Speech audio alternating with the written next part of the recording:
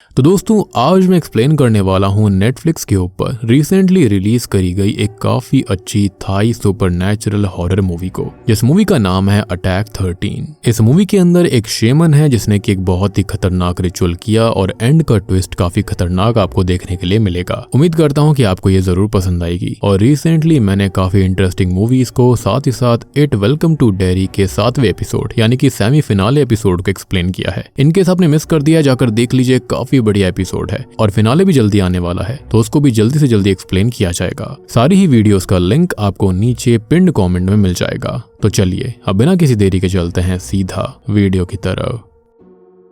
तो कहानी की शुरुआत एक जंगल से होती है जहां पर हम एक शेमन को देखते हैं जो कि कुछ कीड़ों को जैसे कि सेंटीपीड, बिच्छू वगैरह को पकड़कर एक मटके में डाल रही होती है। साथ ही साथ उस मटके के अंदर वो एक सांप को भी डालती है और ये सब उसने किया था एक रिचुअल को अंजाम देने के लिए। उसके साथ कोई और भी मौजूद था जो कि इस रिचुअल को करवा रहा था। ये शेमन तभी कुछ चैंटिंग करती है और मटके को उल्टा कर देती है जिसमें से सारे जानवर बाहर निकल जाते हैं। जिसके बाद शेमन सेंटीपीड को पकड़कर रिचुअल करवाने वाली से पूछती है क्या वो सच में उस गोस्ट को समन करना चाहती है। और अब सीन यहीं पर कट हो जाता है। ऑब्वियस सी बात है, हर एक शेमन हमेशा यहाँ पर पूछता है कि उसको ये करना है या फिर नहीं। लेकिन ऑब्वियस सी बात है, मुझे लगता है कि जो कोई भी वहां पर था जो कि इस रिचुअल को करवा रहा था उसने ये किया ही होगा, अदरवाइज ये मूवी थोड़ी बनती। अब यहाँ से हम एक हफ्ते पहले का सीन देखते हैं कि आखिरकार यहाँ तक सब कुछ हुआ कैसे था, जहाँ पर हम एक हाई स्कूल की वॉलीबॉल टीम को देखते हैं और टीम की कैप्टन का नाम बुसाबा होता है। यहाँ पर बुसाबा बहुत अच्छे से खेलती है और अपनी टीम को जिता देती है। जिसके बाद वो अपनी ही टीम की एक लड़की जिसका नाम यह होता है वो उससे बात करने के लिए उसे बुलाती है। अब हम यहाँ पर ये देखते हैं कि बुसाबा अच्छी प्लेयर तो थी लेकिन वो साथ ही साथ एक बुली लड़की थी और उसका टैलेंट उसके सर पर चढ़ गया था। वो काफी घमंडी लड़की थी जो कि यहाँ पर याह को टॉर्चर कर रही होती है। अब वो उसके गले को एक बेल्ट से बांध देती है और याह के ऊपर शावर ऑन कर देती है। और ये सब वो इसलिए कर रही थी क्योंकि बुसाबा ने याह से पैसे मंगवाए थे क्योंकि उसके डैड काफी अमीर थे, लेकिन वो पैसे लेकर नहीं आई थी और उसका रीजन था कि उसने अभी तक अपने डैड से पैसे मांगे ही नहीं थे। एंड ऑब्वियस सी बात है, पैसे क्यों मांगने थे।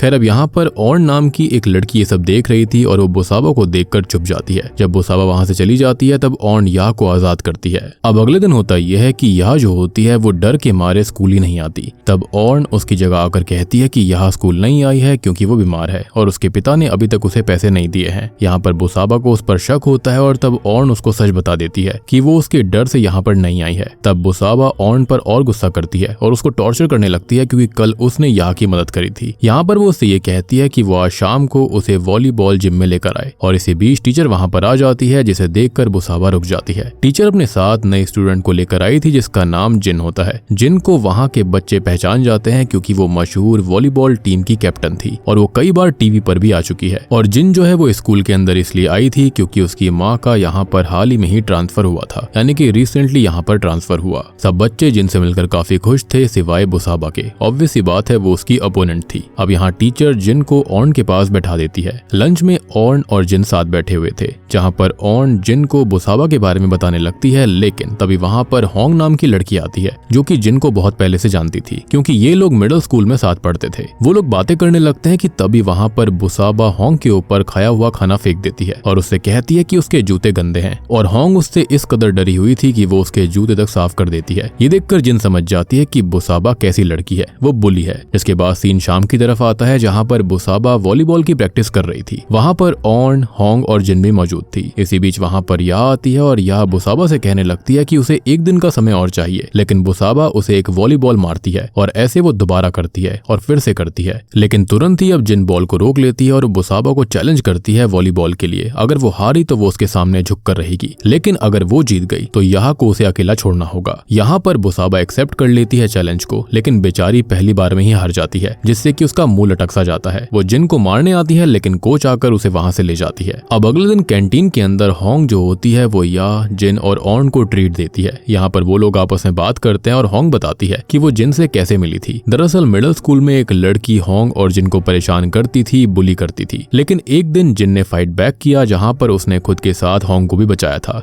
और वहीं से वो जिन को जानती है। ऑर्न कहती है कि वो इतने सारे लोग हैं, वो चाहे तो बुसाबा को हरा सकते हैं क्योंकि जिन ने तो पहले भी एक बुली को हराया था। था। ये सुनकर जिन थोड़ी चिंता में पड़ जाती है, जिसके बाद वो उनसे पूछती है कि क्या टीचर उसे कुछ नहीं कहते। और तब ये चीज सामने आती है कि बुसाबा ने असल में टीचर वगैरह सभी को इम्प्रेस करा हुआ है, क्योंकि उसने स्कूल का नाम रोशन किया था वॉलीबॉल में। खैर अब खाते वक्त जिनकी स्कर्ट गंदी हो जाती है, इसलिए वो बाहर स्कर्ट धोने गई थी, जहाँ पर उसे गुन नाम का लड़का मिलता है, जिसको देखते ही जिन उस पर फिदा हो जाती है। लेकिन वो बुसाबा का बॉयफ्रेंड था, लेकिन जिन को देखकर वो भी उसमें इंटरेस्ट लेता है। एंड ऑब्वियस ही बात है कि बुसाबा जैसी लड़की के साथ कौन ही रहना चाहेगा। एनीवेज के बाद में ऑन वहां पर आती है और गुन वहां से चला जाता है। ऑन बताती है कि ये बुसाबा का बॉयफ्रेंड है और इससे वो दूरी रहे।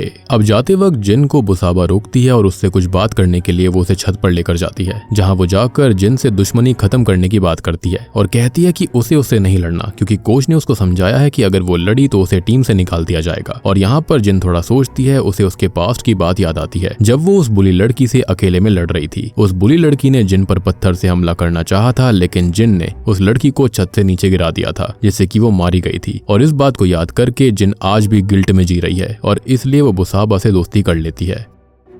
अब जिन घर पर आती है, जहाँ पर वो गुन से चैट करने लगी थी, जबकि उसको सलाह दी गई थी कि वो गुन से दूर रहे, क्योंकि वो बुसाबा का बॉयफ्रेंड था। यहाँ पर जिन इस हद तक पागल हो गई थी कि गुन को वो अपनी थाई की फोटो भेज देती है। और यहाँ पर हमें जिन के अट्रैक्शन का अंदाजा हो जाता है कि वो किस तरह से पहली नजर में उसको चाहने लगी थी। अब गुन जो होता है वो जिन से कल मिलने के लिए कहता है कि इसी बीच ऑन का कॉल जिन के पास आता है, जो कि उससे पूछती है कि बुसाबा ने उसे क्या कहा। तब जिन उसे बता देती है कि उनके बीच समझौता हो गया है। अब अगले दिन जिन स्कूल जाती है, जहाँ पर बुसाबा उसके पास आती है। बुसाबा उसे कहती है कि वो उसके साथ चले, उसे कुछ काम है, वो अकेले नहीं जा सकती। लेकिन वो ये कहती है कि वो अपनी दोस्तों को ले जाए, जिस पर बुसाबा बताती है कि उसके दोस्त अभी यहाँ पर नहीं है। तब जिन उसे उसके बॉयफ्रेंड के साथ जाने के लिए कहती है। तब वो उसे बताती है कि वो उससे नाराज है, क्योंकि उसने गुन को किसी और लड़की से चैट करते हुए पकड़ लिया था। यहाँ पर जिन उसके साथ जाने के लिए मान जाती है और हम जानते हैं कि यहाँ पर वो किससे चैट कर रहा था। ऑब्वियस सी बात है, वो जिन से ही चैट कर रहा था। खैर बुसाबा उसको एक मेंशन के अंदर लेकर आती है और ये मेंशन असल में प्रोस्टिट्यूशन होम था। बुसाबा ने वो हरकत की थी जो कोई करने के बारे में सोच भी नहीं सकता, ना ही जिन ने ये एक्सपेक्ट किया था। यहाँ पर बुसाबा जिन को बेचने के लिए लेकर आई थी। पैसे लेकर वो वहां से निकल जाती है और जिन जब वहां से निकलने की कोशिश करती है, तब एक आदमी उसको रोक लेता है। यानी कि जिन को अंदाजा तक नहीं था कि उसको बेच दिया गया है। अब जिन के पास एक बटरफ्लाई नाइफ होता है, इसलिए वो उससे किसी तरह से बचकर निकल जाती है। और इसके बाद अगले दिन वो बुसाबा के पास आती है, उसे ये कहती है कि उसने उसे प्रोस्टिट्यूशन के लिए बेच दिया। यहाँ पर जिन गुस्से में थी और उसके पास चाकू था। बुसाबा की दोस्त उसको रिकॉर्ड कर रही थी। बुसाबा कहती है कि उसके पास इसका कोई सबूत नहीं है। वहीं पर ऑन, या और योंग भी खड़ी हुई थी, जो कि डर कर चुपचाप खड़ी थी। अब जिन को ये देखकर काफी बुरा लगता है, इसलिए वो वहां से चली जाती है।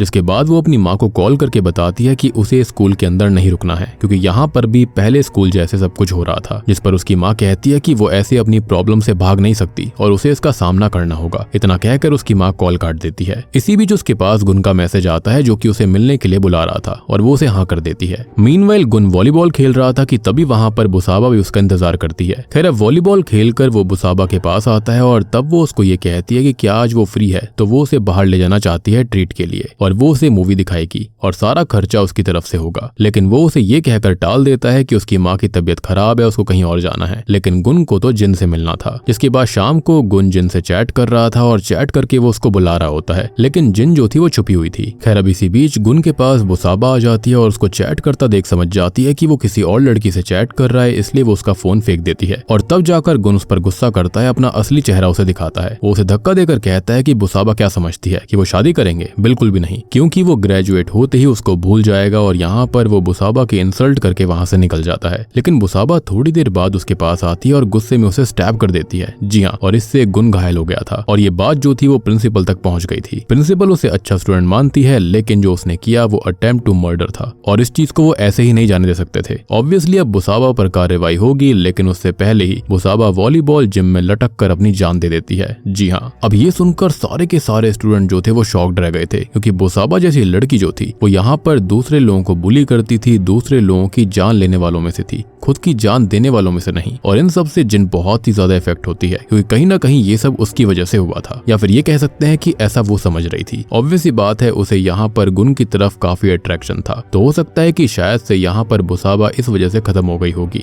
उसको ऐसा लग रहा था कि कहीं ना कहीं गुन ने उसकी वजह से बुसाबा से ऐसे बिहेव किया। अब यहाँ पर ये लोग एक वीडियो देखते हैं जिसमें बुसाबा सीढ़ियों पर से होकर जा रही थी, जिसके हाथों में एक रस्सी भी थी और ये वही रस्सी थी जिसके चलते उसने खुद को खत्म किया। खैर अब जिन रात में अपने दोस्तों के साथ में बुसाबा के फ्यूनरल पर जाती है। मीनवाइल दूसरी ओर हम एक लेडी को देखते हैं जो कि बुसाबा के खत्म होने वाले स्पॉट पर कोई रिचुअल कर रही थी और इस रिचुअल के कारण कुछ अजीब होता है। फ्यूनरल में जितने भी लोग बैठे हुए थे उन्हें किसी के जोर से रोने की आवाज आती है और इस आवाज से सभी बहुत डर जाते हैं और अचानक से लाइट्स भी ऑफ हो गई थी। खैर अब अचानक से तेज हवा के झोंके से होता यह है कि बुसाबा का जो कैस्केट होता है वो गिर गया था और उसमें से बुसाबा की लाश निकलकर जिन के सामने आ जाती है और आंख खोल लेती है और अब सीन यहीं पर कट हो जाता है। खैर अब उस रात को जिन, ऑर्न, या और होंग साथ में सोते हैं। जिन ऑलरेडी डरी हुई थी उस कैस्केट वाले हादसे से, तब तीनों उसको संभालती हैं और उसको सब ओके है ये समझाती हैं। रात में सोते वक्त ऑर्न की आंख खुलती है, तब वो अपने ऊपर बुसाबा को देखती है जो कि लटक रही थी। उसके मुंह का लिक्विड ऑर्न के फेस पर गिरता है जिससे कि वो जोर से चिल्लाती है, लेकिन ये सब उठ जाते हैं तो सब कुछ नॉर्मल हो गया था। ऑर्न उनको ये सब बताती है लेकिन वो सब उसे उसका बुरा सपना समझते हैं क्योंकि उनके साथ जो हुआ था उसके बाद सपने आना लाजमी थे। जिसके बाद ऑर्न सो गई थी, लेकिन जैसे ही वो बेड पर सर रखती है वो दीवार पर पहुंच जाती है जहां पर उसके गले के अंदर वही रस्सी थी और वो बहुत जोर से चिल्लाने लगती है। वो रस्सी जो होती है उसे दीवार पर जोर से मारती है जिससे कि ऑर्न का सर दीवार से ही क्रश हो जाता है। लेकिन ये सब फिर से ऑर्न का सपना था, लेकिन उसके गले पर निशान जरूर मौजूद थे,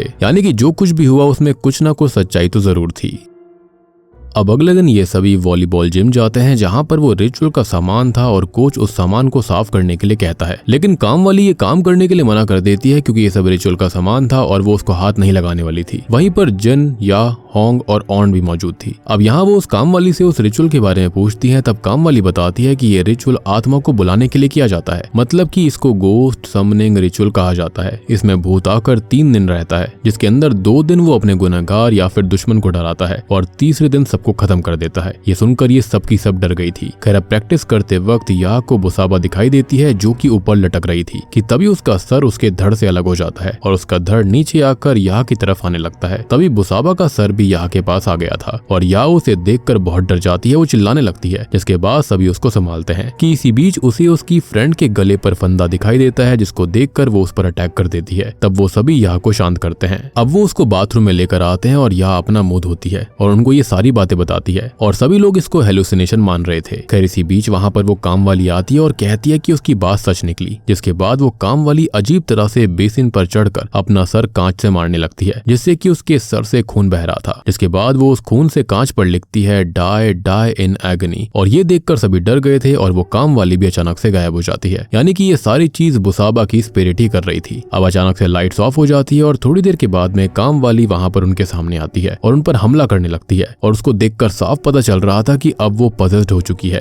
खैर यहाँ पर वो उन पर हमला कर देती है, लेकिन सभी दरवाजे को खोलने की कोशिश करते हैं कि इसी बीच दरवाजा खुल जाता है जो कि बाहर से गुन के द्वारा खोला गया था। गुन उन सभी को अपने साथ ले जाने लगता है और वो उन्हें एक शेमन के पास लेकर जाता है जहाँ पर शेमन से उनकी बात होती है और शेमन ये कहता है कि ये स्पिरिट जो है वो बदले वाली स्पिरिट है। उन्होंने ऐसा क्या कर दिया कि वो स्पिरिट इतनी खतरनाक बन चुकी है, जिस पर वो कहते हैं कि वो पहले से ही पागल थी। यहाँ पर मुश्किल बड़ी थी, इसलिए शेमन अपना सेक्रेट डैगर मंगवाता है और वो ध्यान लगाकर समस्या का हल ढूंढने लगता है। लेकिन तभी वो शेमन खुद को ही स्टैब करने लगता है और ये उससे जरूर बुसाबा की आत्मा करवा रही थी। यहाँ पर शेमन उन्हें कहता है कि उन्हें सबसे पहले वो रिचुअल के सामान को वाइल्ड वाटर से धोना पड़ेगा और उसके बाद में गोस्ट समनिंग रिचुअल करने वाले को खत्म करना पड़ेगा और तभी ये सब खत्म होगा। जिसके बाद शेमन उन लोगों को वाइल्ड वाटर दिलवा देता है जो कि कुछ और नहीं बल्कि वर्जिन का यूरिन होता है, यानी कि वर्जिन लड़की का। खैर अब सीन बदलता है जहाँ पर सभी एक जगह पर मौजूद थे और वो सोच रहे थे कि ऐसा कौन है जिसने कि बुसाबा को जिंदा किया होगा, यानी कि उसकी स्पिरिट को समन किया होगा। अब यहाँ पर वो अनुमान लगा रहे होते हैं, लेकिन यहाँ पर उनको शक हो रहा होता है कि उसके पिता जो थे उन्होंने ऐसा किया होगा। लेकिन बात ये थी कि उसके पिता ऐसा क्यों करेंगे, क्योंकि वो तो बुसाबा को पसंद ही नहीं करते थे। यहाँ पर गुत्ती बहुत ही ज्यादा उलझ चुकी थी। अब अगले दिन जिन बुसाबा के रूम के बाहर एक लेडी को देखती है जो कि काम करने वाली लेडी थी। जिन उससे ये पूछती है कि यहाँ पर कोई आया था रहने के लिए, लेकिन वहाँ पर कोई नहीं आया था। तब वो बहाना बनाकर बुसाबा के रूम में घुस जाती है जहाँ पर उसे उसका टैबलेट मिलता है जिसे वो ओपन करने की कोशिश कर रही थी, लेकिन वो नहीं खुलता। लेकिन तभी वो बुसाबा के फेवरेट नंबर को ट्राई करती है जो कि था 13। अब वो 13 को 2 बार लिखती है जिससे कि फाइनली वो ओपन हो गया था। अब जिन उसके टेलीग्राम पर एक मैसेज देखती है जिससे बुसाबा अक्सर बातें किया करती थी और जो भी सामने था वो ब्लैक मैजिक जानता था, क्योंकि उस सामने वाले इंसान ने कई सारे टेलिस्मैन ब्लैक मैजिक से जुड़ी हुई चीजें पहले भी बुसाबा को दी हुई थी जिससे कि वो पास हो सके। और यहाँ पर वो उससे ये पूछती है कि वो कौन है। कि इसी बीच उसे खिड़की के बाहर किसी की परछाई दिखती है जो कि बुसाबा की थी। वो उससे काफी डर जाती है और उसकी नजर बेड पर जाती है जहाँ पर पैरों के दबाव के निशान थे। अब हड़बड़ी में जिन गिर पड़ती है, जिसके बाद बुसाबा की स्पिरिट उसे देखकर हंसने लगती है। कि तभी वो एक चाकू उठा लेती है और अपने पीछे आहट होते ही वो पीछे मुड़कर स्टैब करती है। लेकिन ये तो वो काम वाली आंटी थी जो कि बच गई क्योंकि उसने एक बॉक्स को पकड़ा हुआ था और चाकू उस बॉक्स में घुसा हुआ था। अगर वो बॉक्स नहीं होता तो आज आंटी का काम तमाम हो चुका होता। खैर अब दूसरी तरफ सभी एग्जाम दे रहे थे लेकिन जिन अभी तक वहां पर नहीं आई थी। इसी बीच वहां पर बुसाबा की स्पिरिट आती है अपना पेपर लेने और पूरी क्लास उस स्पिरिट को देखती है और सभी काफी डर जाते हैं इंक्लूडिंग द टीचर। इसलिए सभी स्टूडेंट और टीचर वॉलीबॉल जिम में बैठ जाते हैं। सभी काफी डरे हुए थे कि तभी वहां पर जिन आती है और जिन को अपने दोस्तों से सब पता चल जाता है। तभी वहां पर प्रिंसिपल और कोच आकर सबको शांत करते हैं। जिन और गुन को पता था कि कोच का अफेयर बुसाबा के साथ था और शायद उसी ने उसको जिंदा किया होगा। जिन और गुन उससे बुसाबा के रिचुअल के बारे में पूछते हैं और वो ये बात सबके सामने जोर से पूछते हैं और कहते हैं कि उनको पता है कि उसका अफेयर था बुसाबा के साथ में। खैर अब यहाँ कोच को बुसाबा की स्पिरिट अचानक से पजेस कर लेती है और कोच कहने लगता है कि हाँ उसका अफेयर बुसाबा के साथ में था और ये सबको पता है। और इतना कहकर वो अपनी पैंट खोलता है लेकिन वो दोबारा होश में आ गया था क्योंकि बुसाबा उसके अंदर से जा चुकी थी। जिसके बाद उन सभी को बुसाबा की स्पिरिट दिखती है जो कि लटकी हुई थी और सब उसे देखकर डर गए थे, इसलिए वहां से सभी भाग जाते हैं। खैर अब इसके बाद जिन, गुन, होंग, या और ऑर्न बुसाबा के पिता के घर पर जाते हैं क्योंकि वही आखिरी ऐसा था जिसने कि बुसाबा के स्पिरिट को बुला लिया था। अब वहां जाकर उन्हें कई सारे रिचुअल का सामान मिलता है जिसे देखकर वो समझ जाते हैं कि पक्का इसने ही उसको बुलाया है।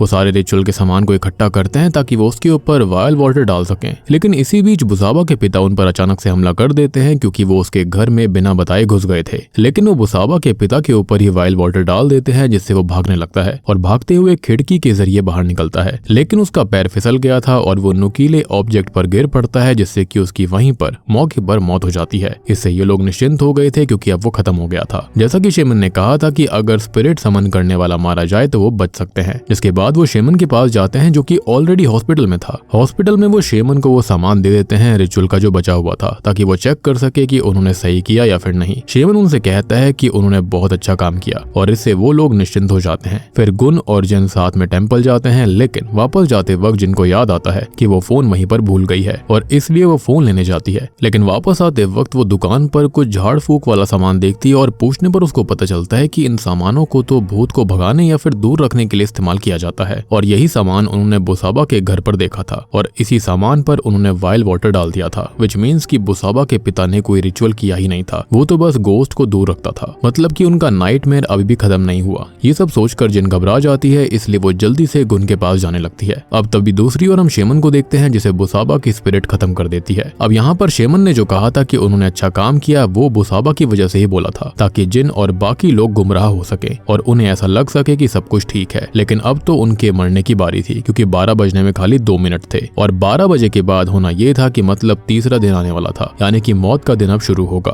खैर अब जिन जल्दी से गुन के पास जाने लगती है लेकिन गुन के पास ऑलरेडी बुसाबा की स्पिरिट आ गई थी और वो उसकी बैक सीट पर मौजूद थी। वो उसकी आंखों में अपनी उंगली डाल देती है और कार को चलवाने लगती है और वो कार का एक्सीडेंट करवा देती है कि तभी जिन वहां पर आ गई थी और वो गुन को बचाना चाहती थी लेकिन गुन कार के अंदर ही फंस चुका था। तब जिन कार का शीशा तोड़ती है और उसे आधा बाहर निकाल देती है लेकिन बुसाबा की स्पिरिट दोबारा से कार शुरू कर देती है और इस बार गुन का सर खिड़की से बाहर था, इसलिए स्पीड में वो एक दीवार से जा टकराता है जिससे कि उसका सर धड़ से अलग हो गया था। खैर अब यहाँ पर जिन ये बात ऑर्न और होंग को बताती है और उनसे बुसाबा की प्लेस पर मिलने के लिए कहती है, यानी कि जहाँ पर वो खत्म हुई थी। दूसरी ओर हम यहाँ को देखते हैं जिसकी विंडो पर कोई पत्थर फेंकता है। अब उसको ऐसा लगता है कि शायद ये ऑर्न होगी, इसलिए वो विंडो ओपन करके देखती है। तब उसको नीचे कोई खड़ी हुई दिखाई देती है। एक कार के गुजरने पर उसकी लाइट से वो उसे देख पाती है जो कि बुसाबा की स्पिरिट थी। अब वो इस चीज को कंफर्म करने के लिए उसकी वीडियो बनाने लगती है कि तभी बुसाबा की स्पिरिट उसके सामने आ गई थी जिससे कि वो बहुत डर जाती है। लेकिन तभी बुसाबा उस पर हमला कर देती है और वो उसकी आंख में एक पिन घुसा देती है जो कि आधी घुसी थी। तब बुसाबा उसके फेस को उसके दरवाजे के सामने रखती है और फिर या की आवाज में उसकी माँ को आवाज लगाती है ये कहते हुए कि वो खतरे में है। तब उसकी माँ दरवाजा खोलती है और उस दरवाजे से टकराकर वो पिन पूरी अंदर घुस गई थी और तभी ऑन द स्पॉट या मारी जाती है, यानी कि उसकी खुद की माँ के द्वारा उसको मरवाया गया।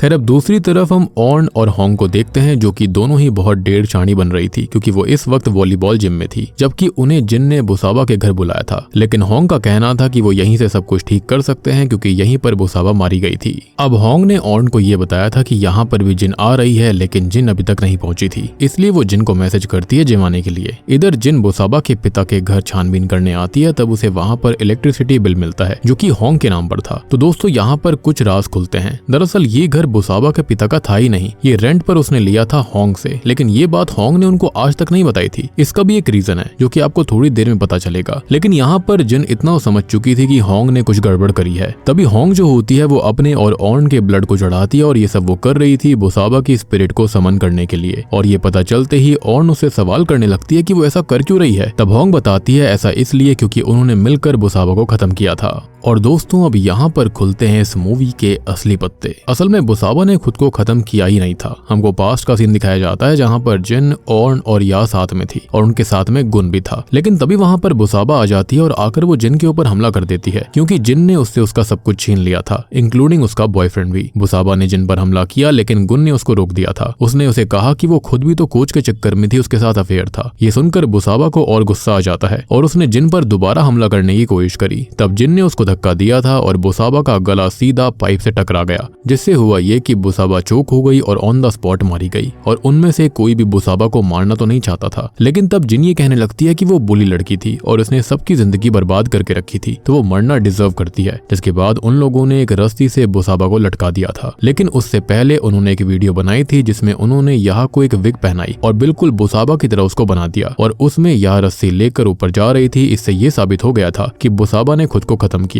लेकिन ये सारी बातें होंग को कैसे पता चली? तो यहाँ पर जो होंग थी ना, उसी ने बुसाबा को समन करवाया था उस जंगल वाली शेमन से। यानी कि शुरुआत में वो जो कोई भी था वो कोई और नहीं बल्कि वो होंग थी जिसने कि यहाँ पर शेमन से ये रिचुअल करवाया। और आपको मैं बताना चाहूंगा कि फ्यूनरल जब हुआ था तभी ये रिचुअल शुरू हुआ। उस समय फ्यूनरल के बीच में से होंग वहाँ पर चली गई थी। ऑब्वियसली वो रिचुअल करने के लिए गई थी। खैर अब सीन दोबारा से प्रेजेंट टाइम में आता है जहाँ पर बुसाबा की स्पिरिट और होंग मिलकर ऑर्न को लटका देते हैं। जिसके बाद वहाँ पर जिन आती है और जिन को भी सब कुछ पता चल गया था कि ये सब होंग का काम है। अब वो पूछती है कि उसने ऐसा किया क्यों? तब होंग बताती है कि वो बुसाबा से प्यार करती थी। जी हाँ, उसे अच्छा लगता था जब वो उसको बुली करती थी और यही रीजन था कि यहाँ पर उसने बुसाबा की स्पिरिट को समन किया, यानी कि वो लेस्बियन थी। और यहाँ पर होंग को उस मिडिल स्कूल वाले सीन के बारे में भी पता था जब जिन ने उस बुली को मार डाला था। लेकिन इससे होंग को अकेला महसूस होने लगा था और फिर उसे यहाँ पर नए स्कूल के अंदर बुसाबा मिली। उसकी बातें सुनकर सब कुछ क्लियर हो चुका था कि होंग थोड़ी दिमाग से पैदल थी। बुली होने को वो एडमायर करा करती थी, उसको सुकून मिलता था। खैर अब यहाँ पर जिन के पास शेमन का वो डैगर था, यानी कि वो सीक्रेट डैगर जो कि उसने हॉस्पिटल से चुपके से उठा लिया था। वो उससे होंग पर अटैक कर देती है। लेकिन होंग के पास भी एक नुकीला ऑब्जेक्ट था जिस पर वही रिचुअल वाला सेंटीपीड मौजूद था। अब होंग जिन के पैर में उस ऑब्जेक्ट को स्टैब कर देती है लेकिन जिन उस पर अटैक नहीं कर पाती क्योंकि बुसाबा ने उसके हाथ को पकड़ लिया था। लेकिन जिन दूसरे हाथ में खंजर लेकर पहले बुसाबा को स्टैब करती है जिससे वो घायल हो गई थी। यानी कि ये खंजर स्पिरिट्स को भी घायल कर सकता था। और फिर उसके बाद में वो होंग के गले पर कट लगा देती है लेकिन होंग जिंदा थी। अब जिन उससे पूछती है कि कौन सी चीज से उसने रिचुअल किया था वो उसे बता दे वरना उसको खत्म कर देगी। लेकिन यहाँ पर होंग उस पर काबू करती है और इसमें बुसाबा भी उसका साथ दे रही थी। होंग अब उस ऑब्जेक्ट को उसके पेट में डीपली स्टैब कर देती है जिससे कि वो सेंटीपीड उसके पेट में चला गया था। और इसका क्या मतलब था? इसका मतलब ये था कि अब बुसाबा की स्पिरिट जिन के अंदर आ जाएगी, यानी कि परमानेंटली। मतलब जिन की बॉडी अब बुसाबा की हो चुकी थी। जिसके बाद हम स्कूल का सीन देखते हैं जहाँ पर जिन बैठी हुई थी लेकिन असल में उसके अंदर बुसाबा की स्पिरिट थी। कि तभी वहाँ पर होंग आती है और बुसाबा यानी कि जिन के रूप में जो बुसाबा थी वो उसे उसके जूते साफ करने के लिए कहती है। और होंग ये चीज खुशी खुशी कर रही थी। वो कहते हैं ना कि आजकल भलाई का जमाना नहीं रहा, बिल्कुल सही बात थी। अब जिन ने यहाँ पर होंग की भलाई करनी चाहिए थी लेकिन वो उसे रास नहीं आई। बेसिकली यहाँ पर देखा जाए तो होंग जो थी वो मेंटली इल थी, साथ ही साथ वो लेस्बियन थी। वो यहाँ पर बुसाबा से प्यार भी करती थी और इसी चक्कर में उसने ये सब किया था। और बूम, इसी के साथ में अटैक 13 मूवी यहीं पर खत्म हो जाती है। तो दोस्तों ये थी अटैक 13 फिल्म की कहानी। अब देखो एंडिंग में जो बुसाबा की स्पिरिट थी उसको यहाँ पर जिनका शरीर मिल गया था, यानी कि वो एक अच्छी वॉलीबॉल प्लेयर भी बन जाएगी, पढ़ाई में अच्छी हो जाएगी और वो हमेशा से ऐसा ही चाहती थी। बात रही होंग के बारे में तो होंग को जिन के रूप में बुसाबा फिर से मिल गई थी और वहाँ पर उसको काफी अच्छा लगता था बुली होना। वो उससे प्यार भी करती थी। इसके चलते यहाँ पर ये साइकिल अब चलती रहेगी।